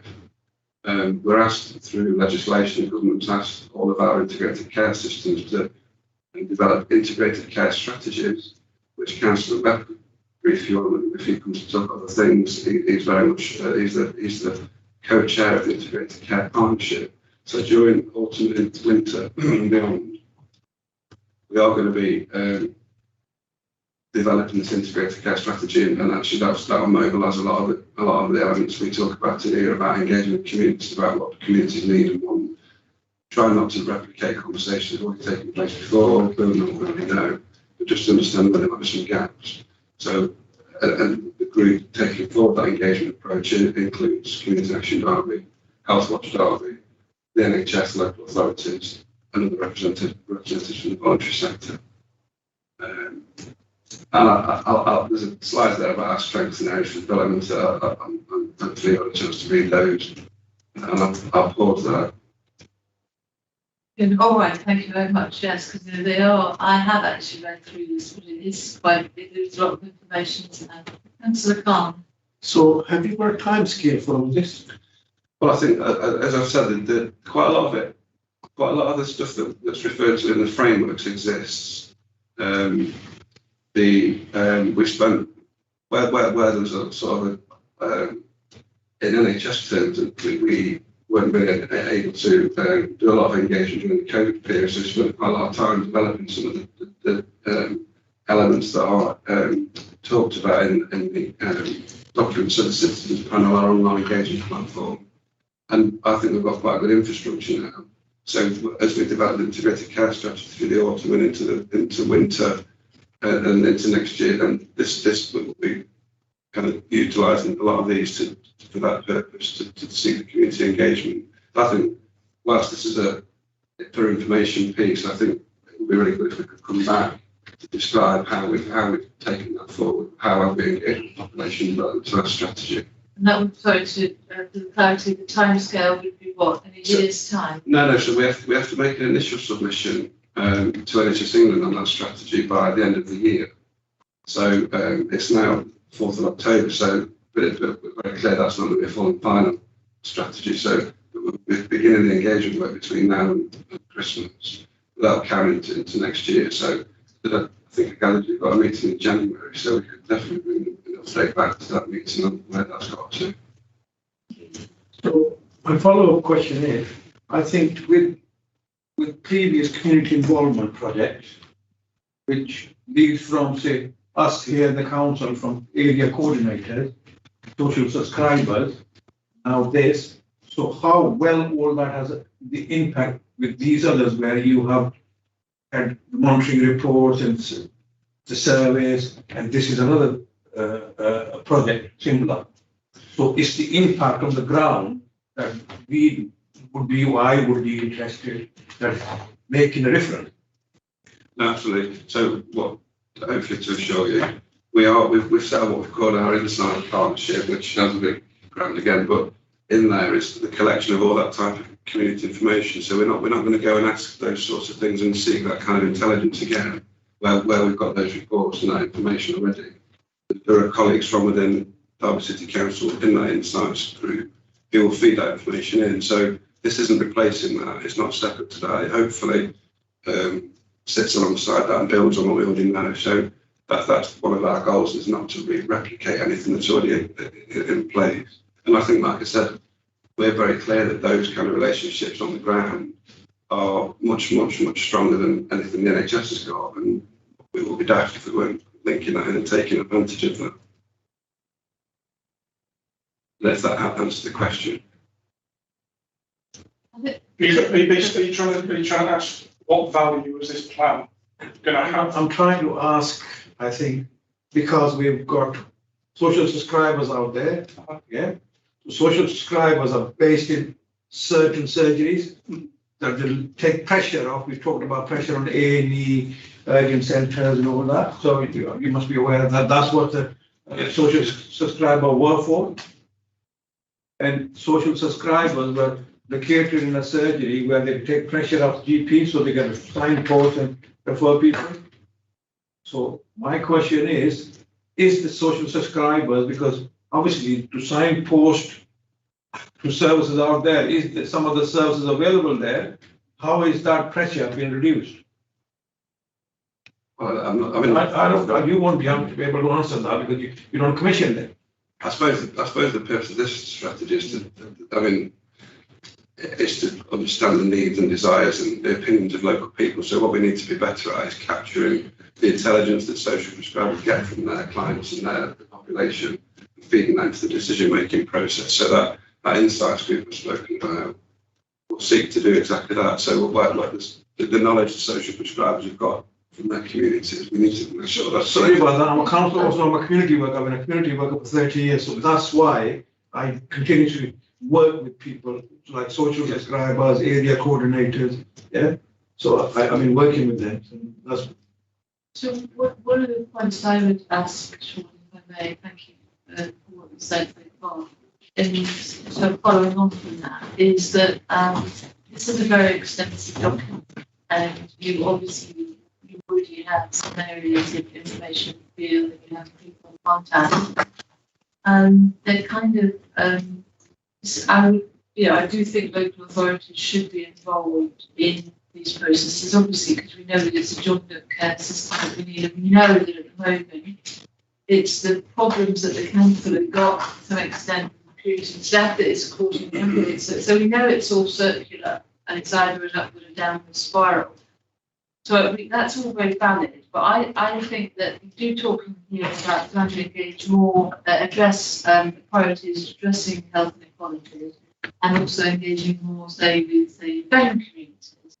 And one of the issues I would have with this, to some extent, and I don't have an issue with it, I don't probably want you to explain it a bit more, is that the social prescribers work for the council, so they probably do know the area. I personally don't have any. I don't work with the social prescriber myself. I don't have the areas I represent, or I've not across them, but these people that do have knowledge of the area, as actually all the councillors in this room, as Councillor Home just said, they have a really deep knowledge of what's going on in the areas they represent, I think, to be fair. But I mean, what about, so these people are already in the system, if you like. Are you going to engage with community groups, not, paid professionals or elected councillors, but with, voluntary community groups, not just through Community Action R, because they're a representative body. Really, because earlier in the year, Councillor Khan, for example, organised an event, didn't you, at the West Indian Community Centre, which was about health and inequalities, and so, I mean, that was a framework, if you like, a given framework for engagement, which Councillor Khan had actually set up. But, we just had, I don't know how to use the phrase, but sort of ordinary people, people who aren't professionals or who aren't paid in some capacity to work for them, saying what they would like to see, saying what their problems are, explaining, what happens when they go to the surgery and why it's a problem for them to get what they need. So are you envisaging engaging with people at that level? That's the question. Yeah, simple answer, yes, absolutely. So absolutely, where we're talking about continuous engagement, I think that's what we mean. I think it's having that ongoing dialogue with I was pitching my dad. My dad actually lives in so he's not sitting with me, but what matters to him as a member of the public, and he doesn't need to understand the mechanics. No. He just needs to give his view about what he thinks about how things. No, exactly. So, but that we will. So how will you engage? So let's take your dad then. How will you engage? And how will your dad? Say your dad wants to be involved. How can your dad get? Obviously, if your dad can get involved, but how can someone like your dad, who really feels strongly about a whole host of issues, how can they get? What is there any way that they could get involved in this? Yes, I think whilst this talks about engagement, there's a whole communications thing as well, and trying to, I think we're quite poor actually. Everything we have our kind of these channels that tell people things, and they're all in English, they're all written. I think there's a lot more we need to do, working with the knowledge of our local authority partners, but to try to find better opportunities. Well, that's the bit. If I could just press you on this, and if everybody else would just, I'm not being critical. I'm just trying to understand, because you said working with the local authority, partners, and I'm a huge advocate of the role of councillors, and I'm convinced that most councillors who get elected and then re-elected really know the people they represent, but you don't get re-elected generally. But in the end, this is quite institutional, isn't it? It's.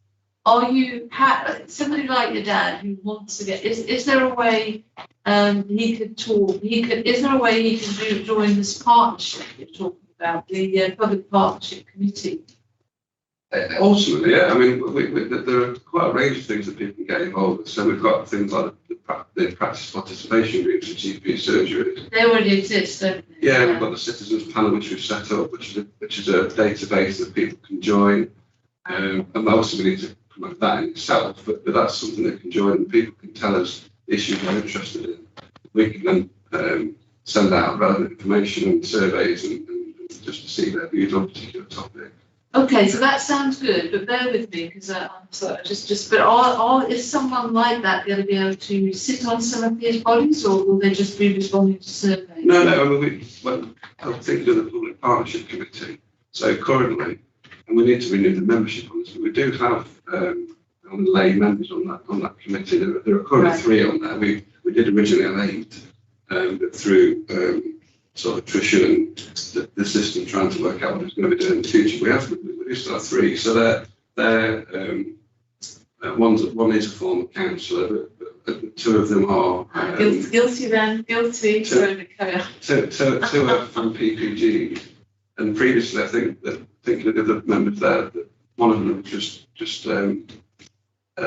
somebody who'd seen the opportunity and got involved.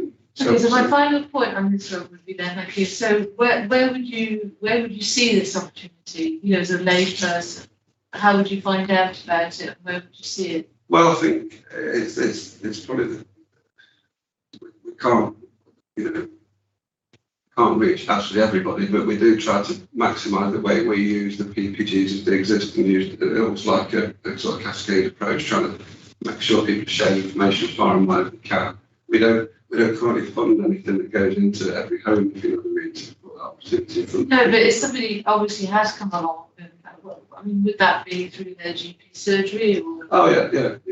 So I think there were kind of probably 2 or 3 main NHS kind of routes that come through. So PPGs are one. So we find that the PPG members tend to have their own, you know, broader groups that they're interacting with, whether it's like. I see, right. Okay. But also there's the Foundation Trust membership. So they're people. Well, I'm not sure if people on the table might be Foundation Trust members, but who sign up to be a member of our, like, so the local hospital, for example. And there's regular information feeds that go out to those groups, and the idea is that they can cascade that beyond to their own contact. Okay. It's not, I mean, it's not perfect. I'm not trying to pretend that at all. And if I I wasn't being critical. I was just trying to understand. No, it's a good challenge, and I think if we got more money, we would do more in terms of like putting some general information out to the population that these things exist. But fortunately, budgets as they are, and we need to pay for you know, nurses and other social care workers to try and deal with the problem. But equally, we need to find the views of local people. You know, my dad. Okay, thank you. I just bring in Councillor Foggett and then Councillor Cooper. This actually goes down to the GP services again, because I used my GP surgery for years, and one day I was waiting, there was a cardboard box with a slit in a corner. And I just looked, I thought, have my collection. Yeah, yeah. Oh, have you got books? Are they selling books?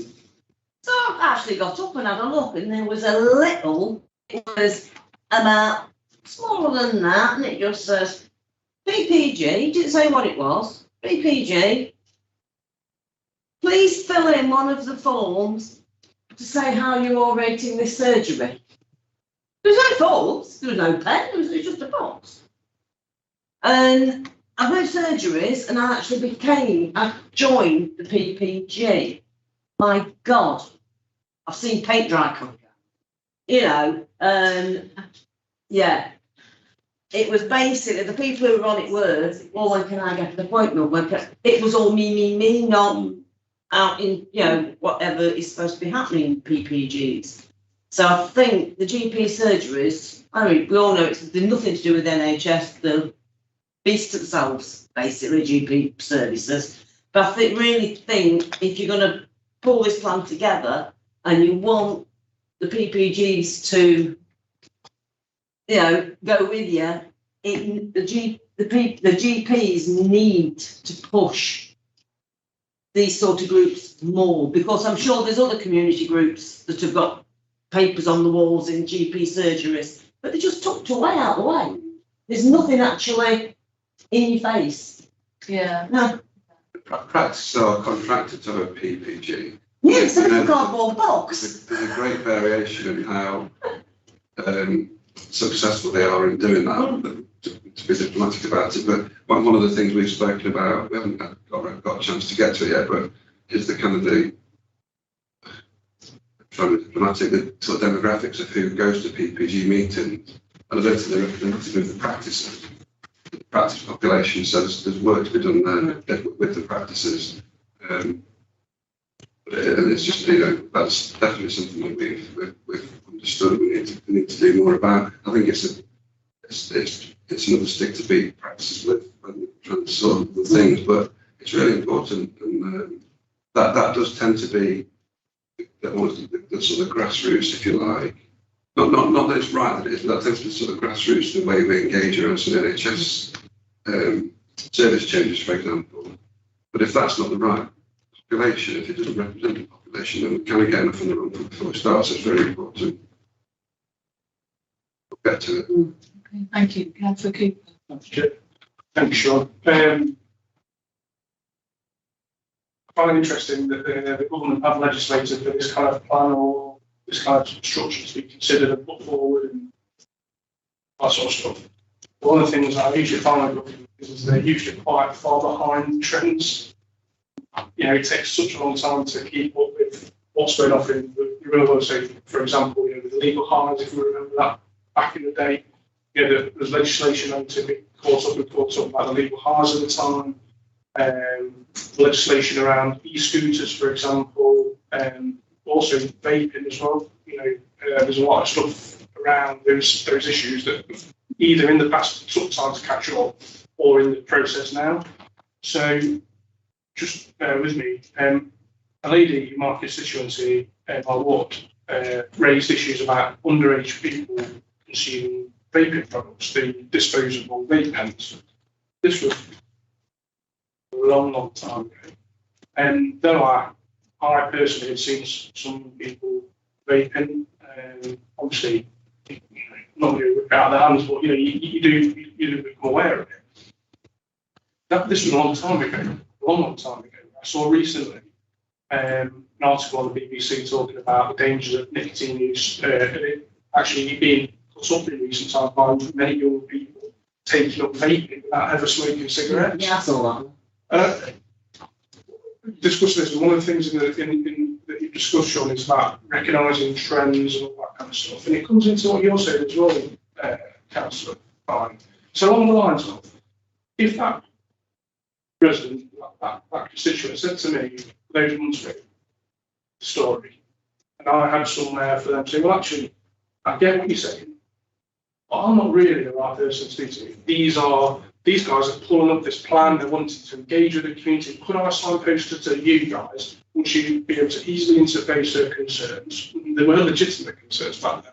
And I'm sure we've all had them on different things, haven't we? You know, different matters around health. Is there somewhere in the future that we'll be able to signpost them to come to you guys and say, I've seen this in our community, these are the concerns I have. Can you put this into the system? Can you see if there's something that can be done to be that trend before it becomes a BBC article? That's a really good point. I think the answer is hopefully yes. I think, but it's what I think we need to do is to one of the elements that we'll devise within the integrated care strategy around harm prevention agenda. So what I think we need to do is open these conversations with people like your constituent about how can we better help people, not make better health choices. So that's a kind of very broad way we need to do it. I think it's one of these things where we must need to try and capture the individual experiences and issues and try and make sure, because I don't think we do that at the minute. So those individual voices don't get heard because they're not captured and themed and can just escalate to the system. I think another thing that this tries to do, I don't know if you described it very well, but it's to make sure that those, like the sort of soft intelligence is brought into the decision-making process. I think that's very strong. We do very formal consultations on major service change, and we get very formal responses to surveys and as a result of those sorts of things, but we don't capture soft intelligence, I don't think. It is only soft intelligence, and it is only individual stories until people pull those together. No, absolutely. And say, hold on a second, we've got shops selling very addictive substance to people that are young. Yes, we can deal with that with trading standards, we can deal with that with licenses and the police, but that's the criminality side of things. We're talking about what are the health implications.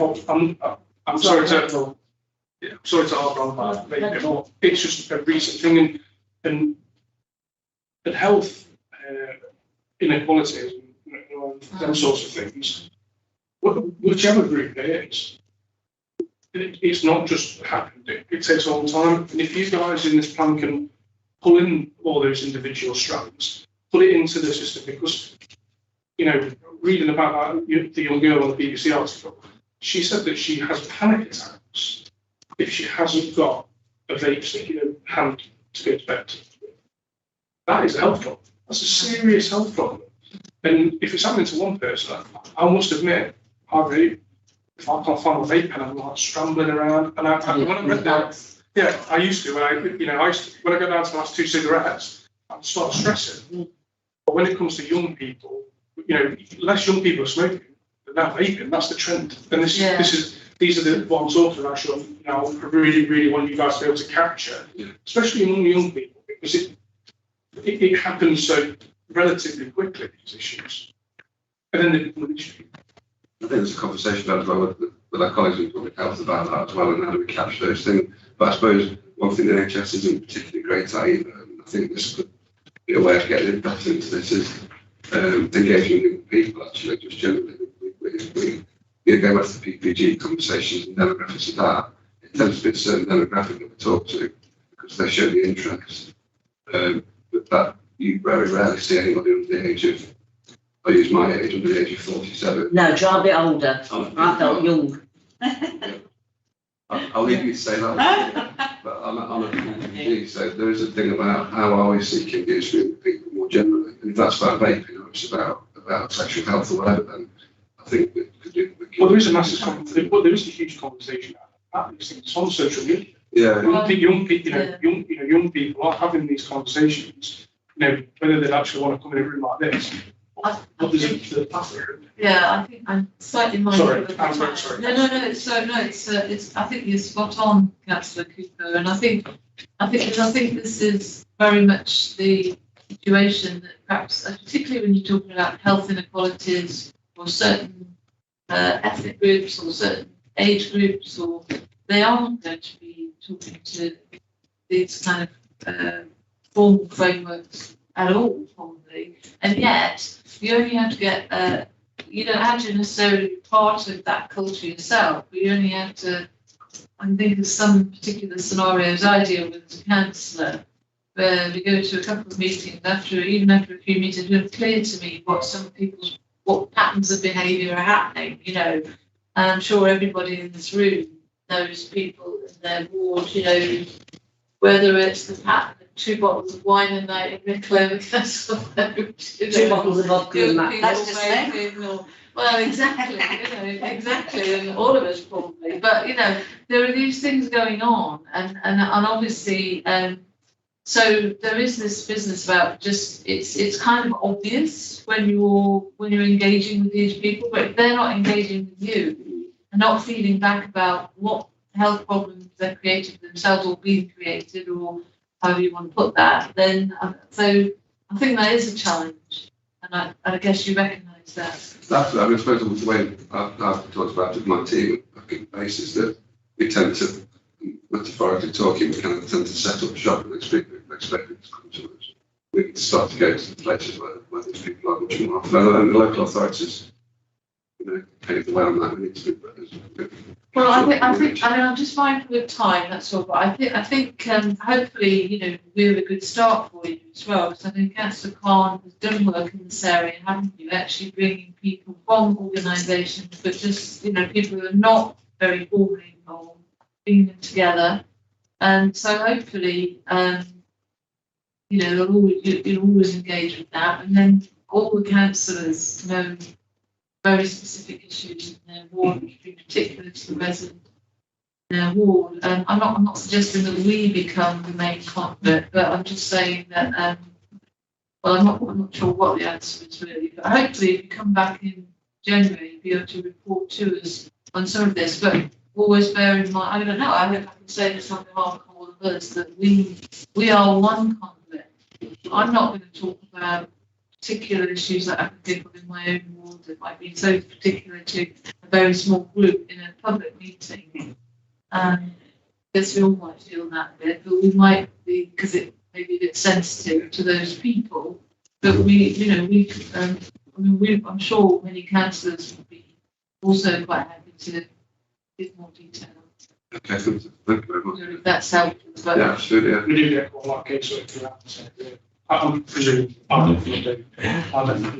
I think it's a project in its own to understand how we can try and capture it, and working with people like Robin as well, because we need to feed that into the public health intervention that we put in place as well. But they're not part of the integrated care strategy. They should be the whole prevention agenda. So it's we should be engaged. Just to say the January conversation, I'm happy to talk about how we've engaged in that strategy, but I think we might be in a place where we actually bring back what's the strategy saying, not this strategy, but the general integrated care strategy. So what we're going to do is try and address the health and social care challenges that we've got, some of the things that Ruth and Andy have spoken about. So I'm happy to come with how we've engaged in that, but just a recommendation to the board that might be a good generality for you to understand what's in that strategy. The strategy for, sorry. So it's integrated care strategy. Oh, the integrated care strategy, yeah. I think we have had reports on that. But we've got a fairly full agenda already for January, especially if you want to come back. And because we keep getting things deferred, that's the annoying thing. People are deferring, but thank you. We can think about that in a minute when we talk about our work programme. But so thank you very much for your presentation tonight. It's very interesting, and you will have to come back talking to us about engagement in January. Yeah. Okay. Right. I'll go. Are you going to talk about the discharge paper? Shall I stay as a messenger for the? Well, I would like you to stay. Before we talk about, we have already talked quite a bit about discharge and our views on that. But before I do get to that, about whether anybody has anything further to say on that, Sean, thank you. Because you shouldn't be presenting. You weren't going to present. No, there is the issue, just very quickly, of the Orthopedic Center, which you were going to report on, weren't you? I wasn't going to talk to the paper. I do know about. You weren't going to talk to, sorry, I thought you were. But anyway, what happened there was, as I understand it, Don, is that we had a report presented to us on the new Orthopedic Centre for the city. But then was learned late last week that the funding for it is no longer guaranteed. So therefore, rather than have an in-depth discussion about something that may not happen, I thought we should just note it tonight. But I don't know if you can say more about this funding situation, Sean. I don't know all the detail. I do know that the business case has been developed to try to. We've got the ambulance service challenge, we've got general practice, the challenge we've got is around waiting times for, especially for orthopaedic surgery. So I think the business case has been developed by University Hospitals that have been there to try to protect some of the orthopaedic surgery capacity. So that even in periods of escalation of other services, we don't have to close theatres and surgery beds to be able to support that for the system. I think that's the purpose of the business case. But obviously, I think there's a plan that might have been developed on the what's called now Florence Shipley Community Hospital side, the London Road side. Florence Nightingale. Yeah, but it was really. And the name had changed again. I know. Sorry. It's but it was reliant upon a bid for national funding. I think there's a broad issue with capital funding in the NHS at the moment, nationally. Right. And I think the pot, due to things like increased building costs, etc., the pot is not going as far as it originally was anticipated it would. Unfortunately, this particular project, been informed that the funding's not available for it.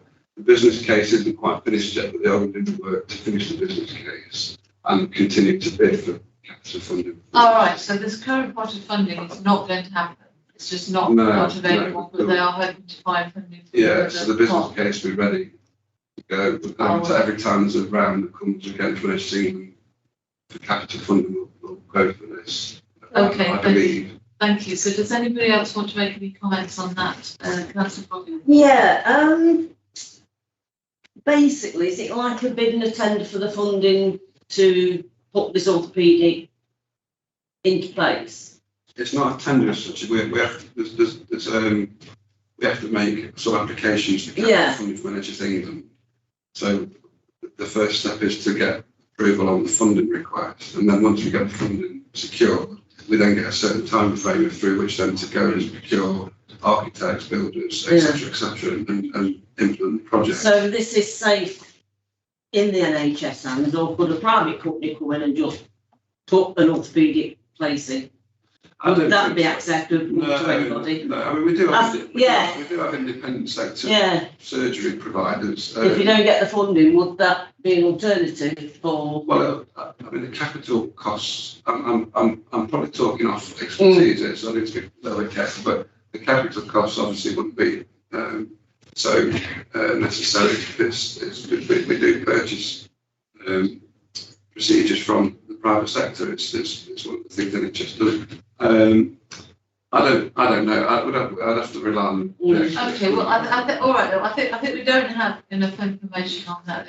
That was just, so we should just, thank you, Sean. So what we do need to know is that this is probably something that would have helped with surgery in the city, but at the moment, no funding for it. That's what we can know. Thank you. As we haven't got a report on waiting, well, we have got the report on waiting time to A&E and hospital discharge. We have discussed that quite a lot in the context of the other report. So I suggest that we just note that report for tonight. And we are holding the person who's supposed to be presenting that to the next meeting. Yeah. Yes, 3-line width for that. Okay. So with that then, Sean, I'd just like to thank you very much for coming along, and I look forward to seeing you in January. Okay, everyone, thanks for coming. Thank you very much. Thank you, Sean. So just moving very quickly on then. So we have got our topic review, which we have previously agreed at the last meeting would be on the area of obesity. And we've got a broad scoping report here, which Dom has put forward again, for us. And I think so a couple of points I would like to make on that, and I'm happy to take any comments or suggestions, is that I think that it says here how the board can ensure that the council is working to ensure the residents of Derby. Well, I think we do need to, as we know that Walk Care is joined up anyway now. We should also say council and the NHS are working to ensure the residents of Derby will become obese. And then just, I'm not sure that we need to put this in the scope of the board, but when I discussed this with Councillor Lonsdale, we thought that, and this is for discussion, it's not set in the scope. So we thought that perhaps a particular angle of this, once we've got a basic facts on obesity and we've got basic understanding of the problem in the city, who it's affecting most, all these, and the health implications, etc., which is fairly well documented, but I think we could receive that information for our benefit, that we might go down the route of looking at the issue of food and obesity. So rather than focusing on exercise, so we've got food access, access to good food, those sorts of areas. No, I was just going to say, they go together, exercise and food. It's basically, it does, it just goes together. Exercise, food, exercise. At the moment, with the cost of living crisis, all the crap food is the cheap food. Exactly, yeah. You can't get away from it. You just cannot get away from it. And this is what I mean. I think kids are living more on the crisps and stuff because they're cheap. They actually on offer. The bags of Sixers and the crisps, cheese snips, box, you name it. Yeah. You can pick a bag of them up for £1.35. A loaf of bread is £1.60. So Which loaf are you buying? Yeah. That's 99p. that's the Where you shop the wage rates? So, but I say, so you don't really, so you want to keep it broad, do you, Councillor Frog, at this point? I mean, bearing in mind that these are huge areas, and it's like, Trying to keep it narrow. trying to sort of narrow it down a bit. But I'm happy just to leave this as it is for now and see where it takes us. Could I just throw something in there for discussion? One of the issues we've had with planning and visual minister planning is the large amount of takeaways. Yeah, I got left out of the planning committee for that one. Yeah, so did I as well. So could we have a discussion around the cluster, the larger house affecting Derby's obesity issues? What is actually reflecting, and how is that then making the rates of obesity in the city compared to regional, average, and national. Because I do think we need to start getting evidence to try and reduce the amount of takeaways. Similar to how we've approached it in the city centre with standing up drinking establishment, because people don't take takeaways and such like as seriously as they do that. So is that something we can? No, definitely that was the kind. There's a whole. So it's not just sort of whether you're eating brown bread or white or eating alfalfa beans or baked beans. It was more. It was very much also that kind of thing. No, we're not nutritionists. We're not going to endlessly interview nutritionists. No. But it's very much that kind of thing. I think which we could look at. Definitely. Yeah. But I think cancer can't. You know, obesity is a very big problem because, like you mentioned, you know, burgers are a takeaway, chips. Yeah? So I think that relates more to obesity. So, and then like Diane mentioned crisps. So how do we sort of address it to this board? Well, that's for us to discuss, isn't it? I mean, it's now 8 o'clock, but we've agreed this topic with you. I suggest the first thing we do is we don't need to, there's an awful lot of information already out there about what foods make you obese, why they make you obese. We don't need to do that kind of scientific research, but what we can do is we can get the basic facts on obesity from public health. It is their responsibility within the council. So this will be a topic that does have quite an impact council focus. But we can look at inequality aspects. We don't need to analyse the value of a crisp relative to a chip, relative to a piece of cheese, relative to an apple. These are all kind of very well established facts. What we can do is, to some extent with these things, you have to see where they take you. We can look at the factors of inequality, access to food and inequality of access to healthy food, and then factors that are very much within the council's, arguably within the council's control, things like planning issues around fast food takeaways and things like that. 2 points really. Obesity doesn't necessarily follow that it is through eating. Medication can cause obesity. Yes. You know, so you have to try to find line. Just because somebody's overweight does not mean they sit there for in face. It could be through medication, illness, or anything. The second point I want to bring up is live well. Yeah.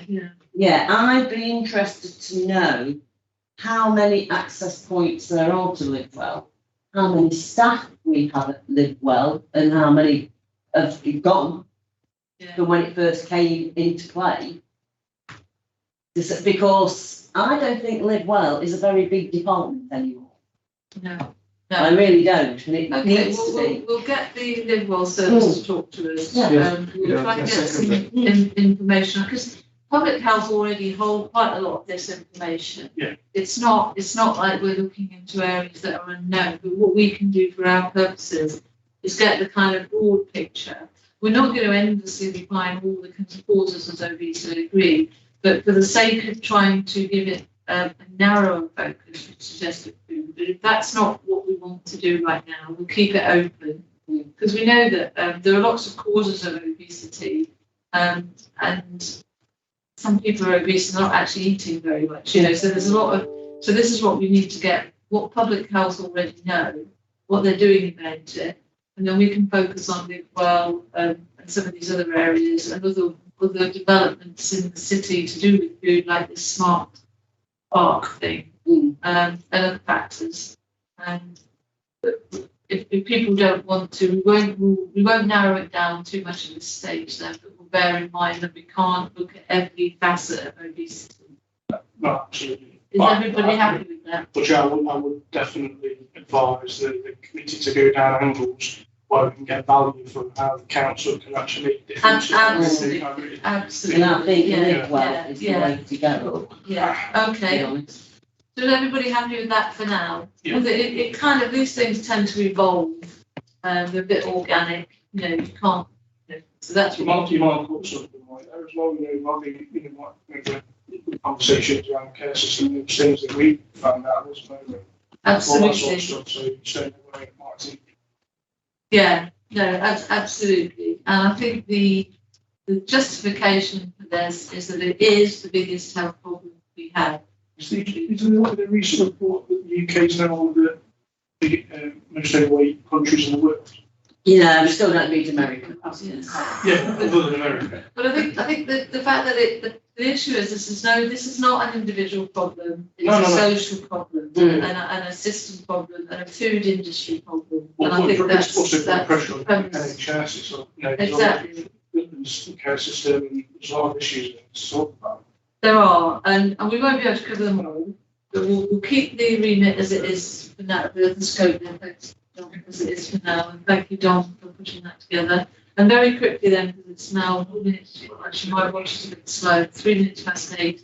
On the work programme and topic review, we've added a couple of issues tonight, haven't we? We've got things coming back, Tom, haven't we? We're going to have Sean back. We'll have waiting times for the hospital discharge next time. And do we want to invite Clive Newman back again? What do we want to achieve? What do we want to achieve? What can we achieve? We get the same bloody answer every time. Because I've not. I'm sorry, It's Alison. Sorry, we've spoken to him so often that we're on first name. He's the responsible for GP development in the city. And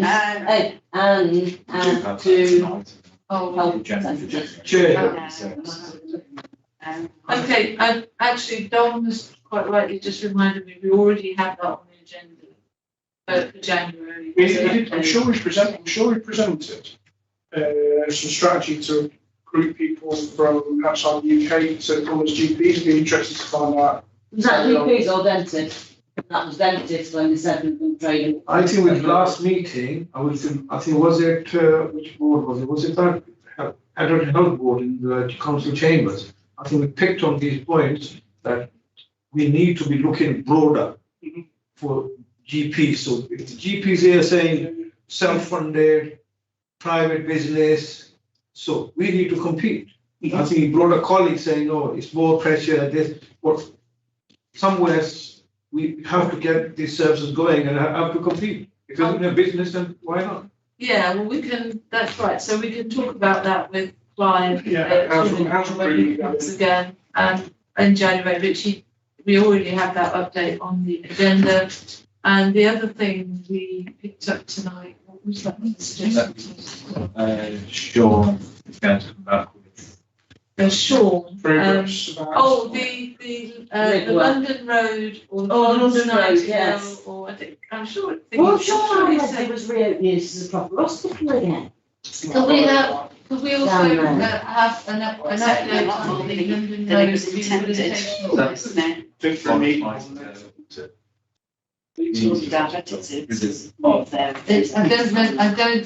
are having a report already on the Florence Nightingale Community Hospital.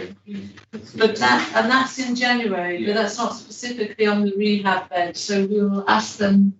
Fortunately, because we've got quite a busy meeting next time anyway, so we'll ask them to incorporate a specific update on rehab beds. Yeah. Thank you. Rehab beds will never Does go. anybody, just very quickly, we do need to end, does anybody want to add anything else to the agenda at this I point? think I did say community action. We Yeah, got that on there. yeah. That's on the book. Okay. It's the voluntary sector. Voluntary sector, contribution, yeah. That's coming in April. Okay. That's Any fine. other proposals? No, we've already got a pretty full work program, really. Okay, thank you very much. Thank you very much. Thank you. Cheers. That's the end of the meeting. Thank you very much.